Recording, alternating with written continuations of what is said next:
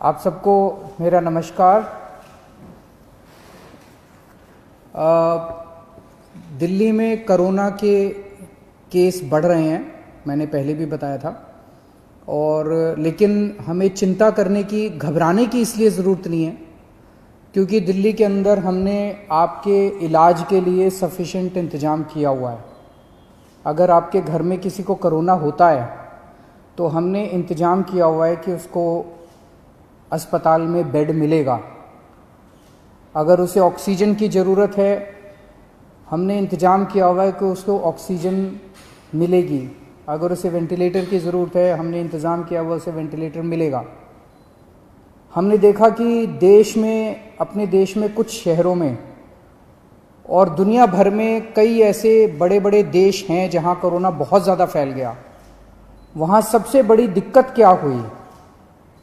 Corona अगर एक बार ही आ जाए तो फैलता तो है, लेकिन दिक्कत ये हुई कि वहां पे अगर 8,000 पेशेंट थे, 20,000 मान लीजिए पेशेंट थे, तो बेड उनके पास 8,000 ही थे। बेड की कमी हो गई उनके पास हेल्थ इंफ्रास्ट्रक्चर की कमी होगी, उनके पास वेंटिलेटर की कमी होगी, उनके पास आईसीयू की कमी हो गई। इस सब की वजह से वहां पे दिक्कतें आने लगी, लोगों को इलाज नहीं मिल पाया और लोगों की मौत बहुत ज़्यादा हो गई। आज उस मामले में दिल्ली, जैसे मैं बार बार बोलता हूं कि हम कोरोना से 4 कदम आगे हैं, तो दिल्ली में हालांकि कोरोना के केस बढ़ रहे हैं, लेकिन हमने इतना इंतजाम किया हुआ है कि अगर आपके घर में कोई बीमार होता है तो उसके लिए बेड का, ऑक्सीजन का, आईसीयू का, सबका इंतजाम किया हुआ है। एक तरफ तो मैं कहता हूं कि हमने आपके लिए इंतजाम किया हुआ है, बेड की कोई कमी नहीं है। हम कहते हैं कि ऑक्सीजन की कोई कमी नहीं है, वेंटिलेटर की कोई कमी नहीं है, आईसीयू की कोई कमी नहीं है। दूसरी तरफ कई बार लोगों के फोन आते हैं, लोगों के मैसेज आते हैं, जी मैं दर दर भटक रहा हूं, मेरे को बेड नहीं मिल रहा, मैं इस अस्पताल में गया, फिर इस अस्पताल में गया, फिर इस अस्पताल में गया, मुझे बेड नहीं मिल रहा। तो इंफॉर्मेशन का गैप है। एक तरफ सरकार ने आपके लिए बेड का इंतजाम कर रखा है, जैसे आज की डेट में 6,731 बेड हैं और दिल्ली के अस्पतालों में केवल 2,600 पेशेंट हैं, तो लगभग 4,100 बेड खाली पड़े हैं। 4,100 बेड आज खाली पड़े हैं। लेकिन जब लोग जा रहे हैं तो उन्हें पता नहीं चलता कि मैं किस अस्पताल में जाऊं, मेरे को किस अस्पताल में बेड मिलेगा, मेरे को किस अस्पताल में ऑक्सीजन मिलेगी, मेरे को किस अस्पताल में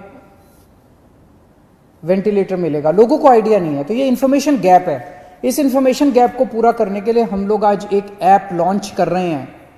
ये ऐप जो है, आप लोग डाउनलोड कर लीजिए इस ऐप को, और ये ऐप आपको ये जानकारी देगा कि दिल्ली के किस अस्पताल में, अगर आपको प्राइवेट में जाना तो इसमें सारे प्राइवेट अस्पतालों की जानकारी भी है, सरकारी अस्पताल में जाना चाहते हैं सरकारी अस्पताल की जानकारी भी है।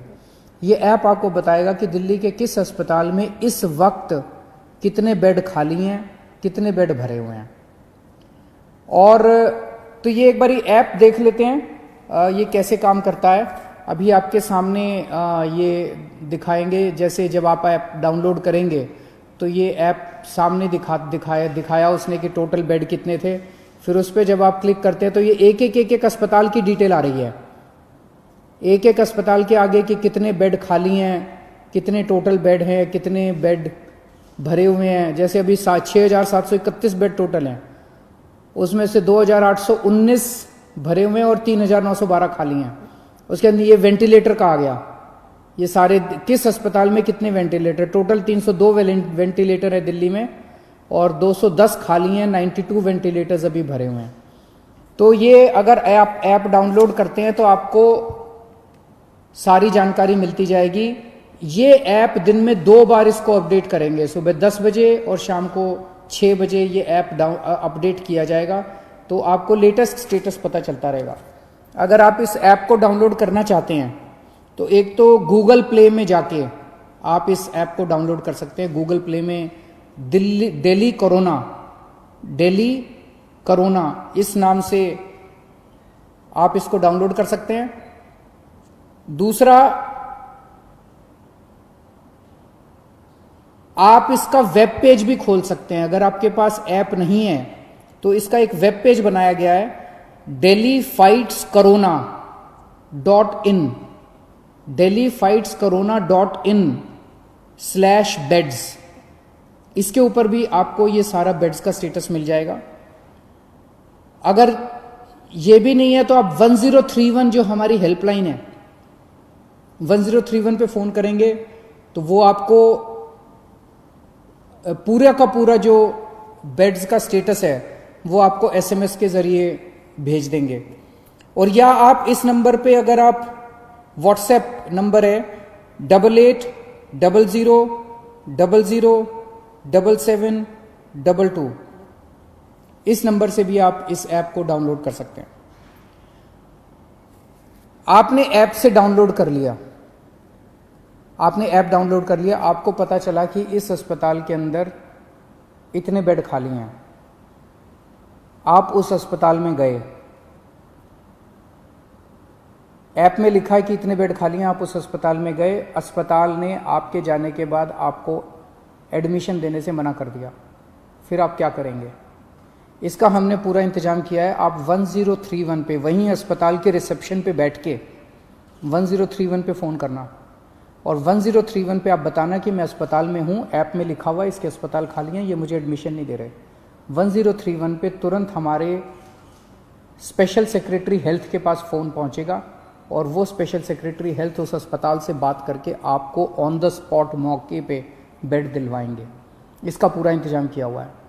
लेकिन एक चीज़ का ख्याल रखना, जैसा मैं बार बार बोल रहा हूँ, आज दिल्ली के अंदर 20,000 से ज़्यादा केस हो गए, लेकिन केवल 2600 लोगों को अस्पताल में एडमिट होने की ज़रूरत पड़ी। आज की डेट में भी 6-7 हज़ार लोग अपने घरों के अंदर इलाज कर रहे हैं, उनको अस्पताल आने की ज़रूरत नहीं है। अगर सब लोग अस्पतालों में आने लग गए तो अस्पताल भर जाएंगे। ये मैनेजमेंट करना बहुत ज़रूरी है। तो अगर कोई अस्पताल एनालिसिस करके, डॉक्टर्स एनालिसिस करके आपको ये कहते हैं कि आपको अस्पताल में एडमिट होने की ज़रूरत नहीं है, आप प्लीज़ घर में जाके, घर में अपना, आप माइल्ड हैं या एसिम्टोमेटिक हैं, घर में इलाज करा लीजिए, उनकी बात मान लीजिएगा। वहाँ पे आप ज़बरदस्ती मत कीजिएगा कि बेड आपको दिया जाए। डॉक्टर्स अगर कहते हैं कि आपकी बीमारी सीवियर नहीं है, आपका घर में इलाज हो सकता है, आप घर में इलाज कर लीजिए। और घर में जब जाएंगे तो चिंता मत करना, हमने एक टीम लगाई है, वो दिन में 2 बार 3 बार आपसे बात करेगी, आपके परिवार वालों से बात करेगी, और अगर आप घर में सीरियस हो जाते हैं तो फिर आपके लिए बेड का इंतजाम कर देंगे। तो सब लोग, मुझे लगता है कि ये जो इन्फॉर्मेशन गैप था, जो बहुत बड़ा गैप था, वो खत्म हो जाएगा। आपको क्लिक ऑफ द बटन पे पता चल जाएगा कि किस अस्पताल के अंदर कितने बेड हैं और आपको अब बेड की चिंता करने की ज़रूरत नहीं है। शुक्रिया।